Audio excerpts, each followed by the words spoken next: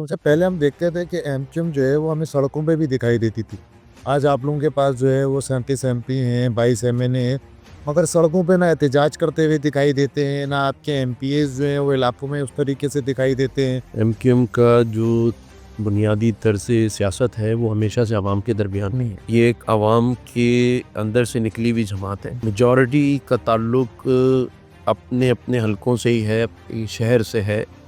यहाँ हम किसी को लाड़काना से ला के कराची में नहीं एमपी बना देते। ये वाहिद जमात है जो अपने लोगों को ऊपर लाती है।